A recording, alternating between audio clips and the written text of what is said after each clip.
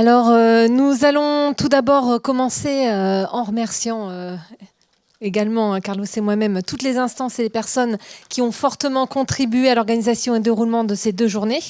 Donc, en premier lieu, l'Institut des Amériques, le ministère de l'Europe et des Affaires étrangères, la Fondation ELAC, l'Agence française de développement, ainsi que le Sénat, qui a permis notre accueil au Palais du Luxembourg hier. Mes pensées vont en particulier aux personnes qui ont contribué aux échanges et dont je rappelle aujourd'hui les noms. Je pense que c'est important de les citer. Madame Barrera, Monsieur Batilesco, Monsieur Bonilla, Madame Bourzet, Monsieur Boyer, Madame Burgos-Vigna, Madame Chazot, Monsieur Chouraki, Madame Denis, Monsieur Dufour, Monsieur Saint-Jour, Monsieur Giraud, Monsieur Gégère et Monsieur Pacté.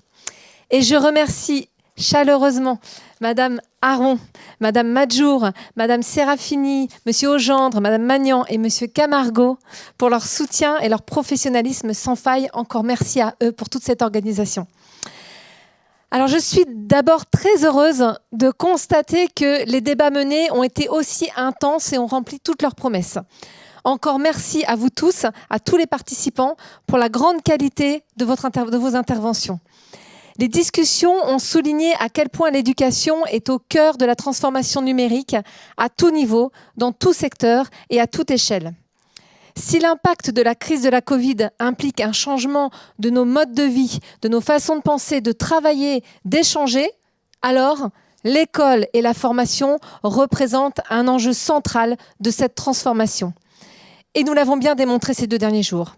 Elle ne doit pas et ne peut pas être le parent pauvre dans cette réflexion globale sur la digitalisation de nos sociétés. Or, cette digitalisation ne peut se penser sans une vision humaniste sur laquelle s'est construit le concept même d'éducation. Cette idée s'est d'ailleurs retrouvée en filigrane dans toutes vos interventions de ces 2 jours. Progrès, inclusion, équité, fraternité, développement humain, technologique et économique. Dès le début du colloque, la conférence inaugurale de M. Tawil a permis de rendre compte de l'impact de la fermeture des établissements dans différents contextes. Ces propos liminaires ont donc posé de manière centrale la question de l'inclusion, tout en la reliant à une politique en action telle que peut la mener l'UNESCO. Car oui, le confinement et l'obligation de la formation à distance comme du télétravail ont permis un développement sans précédent des usages du numérique. Nous avons probablement franchi là un cap technologique. Mais ils ont aussi certainement encore creusé les écarts avec le risque social que cela suppose et que nous rencontrons tous dans nos différents pays. Ce contexte a renforcé les usages de ceux qui possédaient déjà les conditions matérielles et les compétences nécessaires à l'appropriation des dispositifs, tout en excluant ceux qui en étaient privés. À cette difficulté, les États, comme les acteurs de terrain, ont pu proposer des solutions qui nécessitent aujourd'hui d'être évaluées, mises en perspective et développées. Les actions et les réflexions menées de part et d'autre sont aussi des graines semées pour le futur. Encore faut-il pouvoir les diffuser et le faire relativement rapidement. Souhaitons que les débats amorcés ensemble ici puissent contribuer à cet effort réflexif global. Car effectivement, il semble bien que des actions coordonnées à un niveau international soient nécessaires pour refonder une éducation en phase avec la digitalisation inévitable des sociétés. Tel a été d'ailleurs l'objet de notre première table ronde hier. Dans ce cadre, les politiques publiques de transformation numérique doivent s'adapter aux inégalités d'accès et d'utilisation des technologies. En Amérique latine, la promotion de politiques de coopération vise à relever les difficultés de mise en œuvre rencontrées, comme nous l'a expliqué M. Benavides. Ainsi, des solutions locales peuvent trouver appui dans des projets de coopération internationale d'ampleur, à l'image du projet en faveur de la Jamaïque, développé en coopération par l'Union européenne, comme nous l'a exposé Mme Eliasova en pratique. Pour ce faire, la coalition académique reste un enjeu majeur. Au-delà même de la crise, Mme Softik a souligné l'importance d'une collaboration globale à l'appui de dispositifs permettant une éducation ouverte, en ligne, flexible et offerte à tous. Des stratégies éducatives se développent dans ce sens, telles que notre intervenante nous les a présentées. À l'échelle de la francophonie, l'Agence universitaire de la francophonie s'appuie sur un réseau de campus numériques francophones et plus récemment de centres d'employabilité francophones. Tout en offrant un outil d'innovation pédagogique et d'amélioration de l'insertion professionnelle des jeunes diplômés, ces réseaux permettent un maillage au sein des universités francophones du Sud et servent donc également des intérêts de diplomatie scientifique. Monsieur Neva a illustré pertinemment ces aspects à travers le cas des pays de la Caraïbe. Enfin, l'usage du numérique dans les activités d'enseignement, s'il avait fait jusqu'alors l'objet de réserves, est aujourd'hui accepté comme un outil pertinent, notamment dans le cadre de l'internationalisation des formations et de la recherche. Cependant, comme l'a rappelé Madame Frangier, reste à savoir quel est l'apport du distanciel et quelle est la plus-value du présentiel pour ces activités. La question de l'hybridation restera donc une question importante dans les années à venir. Cette première table ronde a conduit naturellement à évoquer la manière dont les coopérations peuvent favoriser l'innovation dans une double perspective de compétitivité et d'inclusion. Elles s'inscrivent cependant dans un contexte de reconstruction post-Covid-19, rappelé lors de notre deuxième table ronde par Madame Cabuteau.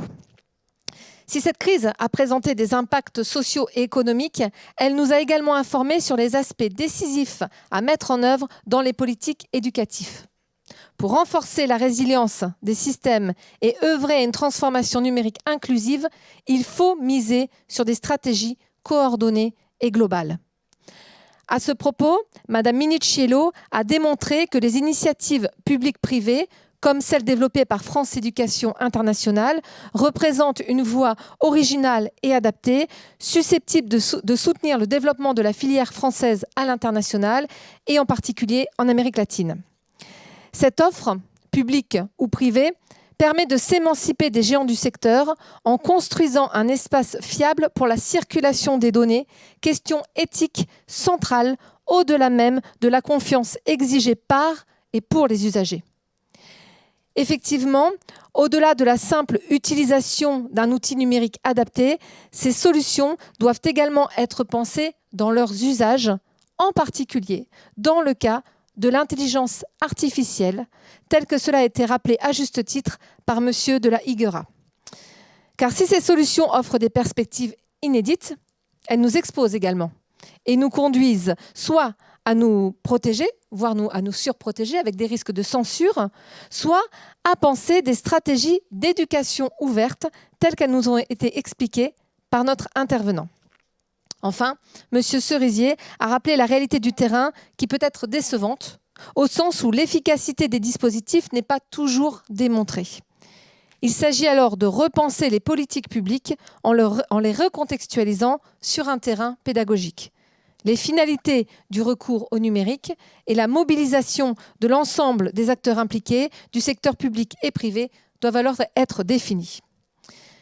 La maîtrise technique s'avère donc une condition nécessaire, mais non suffisante, rappelant que le numérique est un objet hautement social. Au-delà de la maîtrise technique, il suppose une formation aux usages renforcés, évitant des dérives mettant à mal la cohésion sociale, comme le cyberharcèlement par exemple. Ce phénomène inquiétant et global, comme cela a été rappelé en préambule de notre troisième table ronde tout à l'heure. Là encore, des politiques coordonnées à un niveau international peuvent être envisagées pour contrer ce phénomène, notamment sur un axe Europe-Amérique latine-Caraïbes, à l'image de l'initiative approuvée par l'UNESCO, coparrainée par le Mexique, la France et le Maroc, et visant à proclamer une journée internationale contre la violence et l'intimidation à l'école, et incluant la question du cyberharcèlement. Cependant, des réponses restent encore à trouver sur le terrain, comme l'a évoqué Mme Stassin. Il s'agit alors d'interroger les dispositifs pédagogiques pouvant contrer les phénomènes déviants, en particulier en adoptant des approches transversales, disciplinaires et curriculaires. Enfin, les deux dernières interventions de notre troisième table ronde ont permis de montrer de quelle manière le numérique pouvait soutenir la professionnalisation et répondre aux enjeux de l'évolution face aux nouveaux métiers. Madame Gusmao a ainsi insisté sur le rôle actif de l'étudiant dans un environnement d'apprentissage qui se veut ouvert, flexible et à distance, faisant ainsi écho aux propos de Madame Softik lors de la première table ronde d'hier. Dans ce domaine, les défis à relever sont essentiels. L'adaptation du monde éducatif au monde économique ne va pas toujours de soi. Les systèmes éducatifs sont d'ailleurs habituellement peu enclins à l'agilité et à la flexibilité que requiert une culture professionnelle digitale. Les systèmes doivent donc être en mesure d'anticiper et de prévoir les évolutions, alors que le monde industriel en est souvent à l'origine. À ce sujet, le dispositif Digital Talent for Chile, présenté par Madame Escudero, propose un exemple adapté d'un partenariat public-privé mettant en adéquation offre de formation et besoins du marché. Enfin, pour permettre au monde éducatif de s'emparer d'un leadership, reste encore et toujours la piste de la recherche-développement en lien avec la formation. C'est dans un dialogue renouvelé entre tous les partenaires, locaux et internationaux, publics comme privés, que pédagogie et monde du travail s'accorderont en considérant, certes, le développement de compétences professionnelles, mais aussi l'exigence d'une formation humaniste garante d'équité. Restons confiants sur la capacité du monde éducatif à s'engager dans la transformation numérique. La crise de la Covid-19 a révélé sa capacité à réagir au mieux face à des difficultés contextuelles variées. Cette dernière remarque m'invite à revenir sur le fil rouge de notre colloque à travers la question de la réduction des fractures qui a été abordée lors de notre dernière table ronde et qui a fait écho à notre conférence inaugurale. Comme cela a été souligné, la crise de la Covid-19 a présenté un effet pervers en consolidant les compétences de ceux qui bénéficiaient déjà de conditions favorables à l'usage du numérique, tout en aggravant l'exclusion de ceux qui en étaient démunis. Les fractures ont donc été renforcées alors même que la digitalisation de la société s'intensifie. Or, nul progrès social sans cohésion, nul échange gagnant-gagnant sans égalité des rapports. La dernière table ronde, et notamment l'intervention de Madame Gazola, a permis de souligner que la réponse à cette problématique devait, là encore, être globale, ce qui suppose l'appui d'organisations expertes dans les relations internationales et l'éducation, capables de dresser un état des lieux comparatif. La digitalisation de la société entraîne des inégalités qui ont été soulignées par Madame Sélis, tout en offrant également des perspectives de démocratisation à condition de penser les inégalités en amont. Le numérique ouvre une voie à l'accessibilité de l'éducation pour tous. Encore faut-il que chacun se sente acteur de cette évolution. Telle est l'ambition du plan CEBAL qui nous a été présenté par son président, M. Folgard. L'objectif de réduction des fractures ne peut être atteint que s'il est complété par un projet éducatif inclusif sur le long terme. Cette question d'action participative et d'accessibilité est au cœur du projet numérique éducatif. Elle trouve une résonance particulière à travers différents projets financés par le ministère de l'Enseignement supérieur et de la Recherche en faveur de la démocratisation et la production de ressources éducatives libres au sein des universités françaises. Ces projets, présentés par M. Massou, s'inscrivent dans une politique publique inclusive de partage de ressources dans l'espace francophone. Finalement, ces ressources éducatives libres, soulignées par plusieurs participants dans nos différentes tables rondes, participent à la construction d'un espace numérique intellectuel ouvert. Cet espace prend des formes engagées et diverses, autant dans le monde scolaire qu'académique et scientifique. Enfin, il s'agissait de rappeler avec M. Marin que le développement d'infrastructures indépendantes est un préalable non négociable à toute action. Là encore, les collaborations internationales peuvent participer à la réduction des fractures de façon impartiale, comme dans le cas du projet Bella, qui a nécessité des co-investissements importants. Au terme de cette conclusion, plusieurs réflexions m'animent. Tout d'abord, la conviction que le numérique éducatif est un objet total et que les différents sujets que nous avons couverts lors de ces 4 tables rondes permettent de dresser un portrait complexe, mais non contradictoire, des enjeux du numérique éducatif. Enjeux technologiques qui se mêlent intimement aux enjeux économiques, pédagogiques, sociaux et aux enjeux de relations internationales et de diplomatie. À l'ère post-Covid, ces enjeux sont renforcés. Ce n'est pas un hasard si l'Institut des Amériques et ses partenaires ont souhaité cette année se pencher sur cette question, car la crise de la Covid a révélé l'impératif des collaborations internationales et entre nos régions afin de répondre collectivement aux défis d'une digitalisation équitable et durable. Ensuite, les débats menés ont confirmé une conviction personnelle que j'avais exposée hier lors de l'ouverture de ce colloque. L'idée qu'une réflexion globale ne peut se comprendre sans un mouvement de va-et-vient et de retour permanent vers le local. Des pistes pour comprendre à la fois la teneur de ces enjeux globaux et leur déclinaison en pratique sur les terrains ont été dressées lors de ces 2 journées. Il nous appartiendra, à Carlos et à moi-même, de mettre en perspective, lors de notre travail de publication collective, ces débats particulièrement riches pour lesquels je vous remercie tous de nouveau. Merci à vous.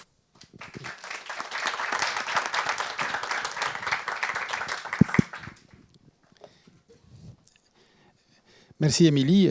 Je vais faire donc quelques remarques complémentaires et après cette présentation très exhaustive qui vient d'être faite justement par Émilie et qui me permet de remercier de nouveau sa participation. Ça a été vraiment un plaisir de coordonner cet événement, ce colloque avec elle. Et par là même, remercier à tous ceux qui ont été, d'une manière ou d'une autre, au travail pour qu'on puisse aboutir à ces 2 journées de colloques très riches.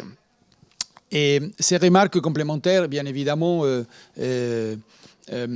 essayent de se concentrer sur l'idée que, en effet, disons, nous abordions ici, comme cela a été dit, une thématique et une problématique qui est d'une grande actualité, mais une actualité qui va durer, disons, une actualité permanente, puisque, comme cela a été rappelé, lorsque l'on parle de la question de l'éducation, et en particulier de l'éducation et du numérique et de l'éducation, du numérique éducatif, puisqu'il y a toutes ces interactions qu'il faut effectivement prendre en compte, et nous sommes en présence d'une course marathon, et non pas, comme cela a été rappelé lors de la dernière table ronde, et non pas d'une course de 100 mètres. Mais, comme dans toute course de cette nature, comme dans les courses, disons, aussi, disons, d'importante durée, comme les courses du cyclisme, par exemple, le Tour de France et la période de ce type de questions, et il y a des étapes. Et il est bon de faire des rapports d'étapes, où on en est et où on pense qu'on devrait aller. Et je pense que ce colloque a été une très bonne contribution justement à cette réflexion, à cette évaluation, puisque c'est une thématique clé qui, en réalité, est associée à une des tendances clés qui caractérise l'évolution de l'humanité à l'heure actuelle, qui est la 4e révolution industrielle, une des grandes tendances du monde contemporain, cette grande transformation technologique, productive, économique aussi, qui a été, et l'essor du numérique éducatif en est une des manifestations accélérées par la pandémie, par cette multiplicité de crises que nous avons évoquées en introduction, et qui, une des dimensions, c'était la crise sanitaire, et c'est son évolution vers une crise économique et sociale et globale, dont le monde a du mal à sortir, puisque d'autres crises sont venues ajouter. C'était la dernière chose dont l'humanité avait besoin, c'est-à-dire une guerre ou après la pandémie. Mais la réalité est comme ça, et puis il faut prendre note et compte. Et le numérique éducatif est très important parce que, nous l'avons vu, c'est décisif du point de vue de l'évolution de l'éducation, de l'intégration des nouvelles technologies, de l'intelligence artificielle, qui a été un point très important soulevé aussi pendant nos débats, mais aussi parce que le numérique éducatif offre de nouvelles opportunités, avec d'autres manifestations de cette 4e révolution industrielle, à une sortie de crise, qui, malgré les difficultés que l'on constate dans le monde contemporain, est pourtant possible et pourtant envisageable, parce que, effectivement, ça peut ouvrir des perspectives plus favorables à une éducation plus inclusive et une éducation orientée vers un développement soutenable. tant du point de vue social que du point de vue de l'environnement. Alors, ce colloque a été, il nous semble, une énorme opportunité pour justement une mise à plat de toutes ces questions, et face à une réalité qui est complexe et changeante, qui comporte en plus différents niveaux, c'est multiniveaux, comme nous l'avons vu, je vais rappeler 2-3 éléments dans un instant, mais qui est dans la tradition et les caractéristiques de ce colloque qui maintenant fête son 10e anniversaire. Ça a été aussi rappelé. Je crois que nous l'avons très bien fêté, très bien, disons, du fait que ce sujet se prêtait bien à cette philosophie, pour ainsi dire, du colloque, qui est qu'on réunit des experts, des professeurs universitaires, des chercheurs, des représentants du secteur privé, des acteurs des politiques publiques, des dirigeants de la société civile, tout ça dans la perspective de favoriser un renforcement des relations et de la coopération Europe-Amérique latine à un double niveau. D'une part, donner une impulsion à la meilleure connaissance d'une thématique donnée, d'une problématique donnée, en renforçant par exemple les réseaux de recherche qui s'occupent de ces thématiques-là, mais d'autre part, en essayant aussi de favoriser l'action publique, les politiques publiques nationales et des coopérations internationales, et notamment des coopérations birégionales, Union européenne, Amérique latine et Caraïbes. Donc, je crois que de ce point de vue-là, nous pouvons être fiers des avancées produites, d'une part, pour ce qui est de l'approfondissement, de la recherche, de l'analyse, de l'information, puisqu'on a appris pas mal de choses. Je pense, nous tous, ici, en écoutant les uns, en discutant avec les autres. Donc, approfondissement de la recherche, de l'information, de l'analyse, d'une part. Et puis, dans un deuxième niveau, en voyant aussi que l'on peut envisager des initiatives en renforçant les échanges d'expériences, en prenant, disons, les bonnes expériences de ce qui a été dit pour améliorer l'action publique, les politiques publiques et la coopération internationale. J'ai dit qu'il y avait plusieurs niveaux. On ne va pas répéter tout ce que l'on a dit déjà sur les différents tableaux, mais il y a la question clé de l'infrastructure digitale et de la connectivité. Il y a la question clé aussi des effets négatifs de cette connectivité accrue qui peuvent apparaître, disons, comme le côté obscur de la force, disons, pour ainsi dire, c'est-à-dire le cyberharcèlement, hein, qui est une manifestation de ce développement de nouvelles technologies et la possibilité, effectivement, que cela affecte la vie et l'activité en matière éducative, tout particulièrement, mais ça existe dans d'autres niveaux de l'activité humaine, bien entendu. Et nous avons vu aussi que c'était très important le niveau initiative issue de la société civile.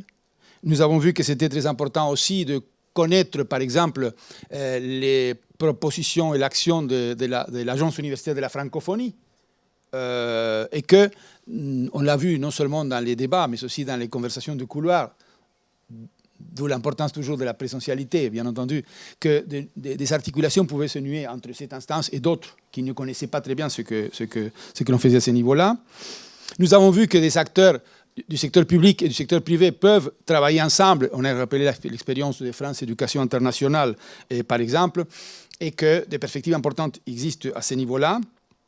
Et on a pu également, et c'est le deuxième aspect, pour ce qui est de l'action proprement dite, identifier des programmes, des expériences qui sont aussi la démonstration que, aussi bien en Europe qu'en Amérique latine, on progresse lorsque on développe des politiques d'État, hein, qui ont une continuité. Le cas du plan Ceibal est intéressant parce qu'en plus, c'est une continuité avec des ajustements, des apprentissages, puisque rien n'est donné une fois pour toutes, hein, pour obtenir un résultat positif sur quoi que ce soit dans la vie, d'ailleurs. Donc, la question, me semble-t-il, est très intéressante de ce point de vue-là. Une réalité multiniveau. Je n'épuise pas tout. J'ai dit quelques éléments parce que ça a été rappelé dans les détails pour ce qui est des discussions de chaque table ronde. Et puis, du point de vue de l'action, concrètement, proprement dite, disons, je pense que nous sommes, comme je le disais au début, au cœur d'une question centrale. Et ça a été rappelé à la fin de la présentation du représentant de l'UNESCO, le sommet mondial sur la transformation de l'éducation, convoqué par Antonio Guterres, le secrétaire général des Nations Unies, qui aura lieu en septembre prochain. Je pense que, évidemment, tous, nous devons être attentifs, essayer à notre modeste niveau d'intervenir, de participer à travers les instances qui correspondent dans ce grand rendez-vous, qui n'est qu'une étape, justement, des évolutions ultérieures qui pourraient avoir lieu, et que, là aussi, nous pouvons essayer de profiter de la réunion que vient d'être faite pour également participer à différentes activités, des rendez-vous. Je vais en citer un par rapport auquel l'Institut des Amériques et la Fondation ELAC, nous sommes concernés, c'est qu'on travaille de manière acharnée depuis une dizaine d'années aussi à peu près, dans la perspective de favoriser la création d'un espace euro-latino-américain et caribéen d'enseignement supérieur, qui veut dire tout simplement développer, mais ça implique des conditions réglementaires et financières d'ailleurs qui permettent de soutenir ça. On veut développer davantage les échanges d'étudiants et de chercheurs, les masters conjoints, les co-tutelles de thèses, les projets de recherche conjoints. Il y a une dynamique. Et d'ailleurs, cette dynamique est largement le fruit d'acteurs décentralisés. Mais il y a aussi besoin, et c'est ce que l'on a compris lorsqu'on a lancé en janvier 2013, on a convoqué et organisé le premier sommet académique Union européenne, Amérique latine et Caraïbes à Santiago du Chili, en marge du sommet des chefs d'État et de gouvernement Union européenne, Amérique latine et Caraïbes, cette idée de réunir la communauté académique, universitaire, de recherche birégionale pour, dans une logique, disons, bottom-up, lancer des initiatives qui puissent être reprises au niveau de la direction politique pour renforcer ces mouvements qui s'est développé déjà et de construction de cet espace commun, profitant d'une chose qui est aussi à la base de nos échanges dans les différents colloques que nous avons organisés et plein d'autres choses, à savoir cette perspective ou cette approche assez commune de plein de problèmes qui arrivent dans le monde, qui caractérisent nos deux régions, Europe et Amérique latine, que peut-être nous n'avons pas avec d'autres zones du monde, pour des raisons évidentes. Quand on pense à l'éducation ou aux universités latino-américaines, c'est le fruit, dans une large mesure, de la dynamique des présences européennes, coloniales, dans plusieurs siècles. Donc tout ça fait que ça soit important et que je puisse dire ici que parmi les rendez-vous qui arrivent, il y a une nouvelle édition de ces sommets académiques, le premier qui avait eu lieu à Santiago du Chili, le deuxième à Bruxelles, lors d'un sommet Europe-Amérique latine et aussi des chefs d'État et de gouvernement, le troisième à Cordoba en 2018, mais sans sommet des chefs d'État et de gouvernement parce que ces sommets-là, depuis 2015, n'ont plus eu lieu. On s'attend à la possibilité qu'en 2023, il y en ait un. Mais ce sommet académique, disons, dont je viens de parler, qui aura lieu à Bucarest le 10, 11, 12 novembre prochain, là aussi, ça peut être un rendez-vous important pour ce qui est de ce niveau-là de la problématique d'éducation, qui est le niveau de l'enseignement supérieur. Mais il me semble que, en plus, et j'en terminerai là, de cet engagement que nous avons pris avec Mélie d'organiser l'ouvrage, disons, qui va retracer les différentes contributions et que très bientôt, vous allez avoir des nouvelles sur la deadline, etc., des choses un peu pas très sympathiques, parce qu'on a toujours plein de choses à faire, mais et que nous allons vous faire parvenir. Et il semblerait aussi que ça serait intéressant, et ça serait une innovation propre, disons, de ce 10e anniversaire de colloque, que d'établir un lien plus permanent entre tous ceux qui ont participé à cette manifestation, à travers un réseau simple, disons, qui peut être, disons, un groupe, disons, où tout le monde met son email, etc., d'information, d'échange. Et je crois que, arrivé à la 10e année, on passe déjà à une étape supérieure dans l'évolution de ces colloques. Et je crois que, et j'en terminerai là, ça serait une bonne idée que ça soit effectivement quelque chose qui soit géré par ceux qui avons été dans l'organisation de ce colloque au niveau de l'IDEA, mais aussi, mais on en parlera sans doute, Ernesto, avec toi, avec Adrien Bonilla, etc., peut-être avec la Fondation ELAC, puisqu'il y a des expériences de ce type. Je signale que, par exemple, pour ce qui est des sommets académiques universitaires de l'Union européenne et Amérique latine, le fruit de ces activités, de ces actions, a été, entre autres, la construction d'un groupe de travail très large pour le développement d'une matrice sur la coopération Union européenne-Amérique latine en matière d'enseignement supérieur. D'ailleurs, il y a une réunion de ce groupe de travail à Mexico. Et nous irons là, enfin, nous n'irons pas, mais la Fondation ELAC y sera, bien entendu. Et le Forum académique permanent Union européenne, dont l'Institut des Amériques a été un facteur d'impulsion fondamental, mais qui réunit des centaines, n'est-ce pas, de représentants d'institutions universitaires, d'associations, on a évoqué du UDUAL, entre autres, etc. Eh bien, ce groupe de travail sur la matrice, qu'est-ce qu'elle a fait? Elle a recensé des initiatives et on a précisé des objectifs, ce qui est une matrice, en fait, qui est un outil très intéressant, puisque tout le monde sait, à l'instant T, quelles sont les initiatives. Bon, ça doit être mis à jour, bien entendu, mais ce n'est pas un travail énorme lorsque l'on a fait le plus dur, qui est que tout le monde soit connecté et que tout le monde soit informé. Et là, je pense que ça serait une bonne chose pour que dans ce rapport d'étape que nous faisons dans le marathon, que nous allons courir sans fin, et qui est d'ailleurs indispensable qu'on soit en mesure de tenir le coup et de manière permanente, eh bien, on puisse capitaliser la richesse des échanges qui ont eu lieu ici et que, de ce fait, on puisse penser à des éventuelles nouvelles initiatives pratiques, concrètes, mais aussi en termes de recherche, qui pourraient nous réunir à nouveau, globalement, totalement ou partiellement. Voilà les quelques éléments que l'on voulait laisser avec Émilie, complément, disons, de ces recherches que nous continuerons à développer. Et j'insiste, en plus de cette idée de réseau que nous allons essayer d'approfondir et sur laquelle nous donnerons des informations très rapidement, eh bien, il y a aussi l'objectif de sortir une publication que, normalement, on devrait effectuer, disons, d'ici 10 mois. Parce que l'idée, c'est toujours d'avoir cet ouvrage à peu près au moment où, un peu avant, la réalisation du prochain colloque Institut des Amériques, Fondation ELAC, Agence française de développement et ministère des Affaires étrangères.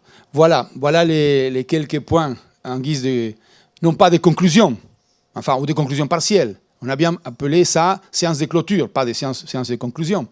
Et que nous voulons vous laisser en vous remerciant de nouveau pour votre participation, pour les échanges effectués et pour la richesse, justement, des 2 journées que nous venons de vivre en abordant ce sujet qui est, je le répète, clé, fondamentale, probablement une des seules certitudes que nous avons dans ce monde incertain.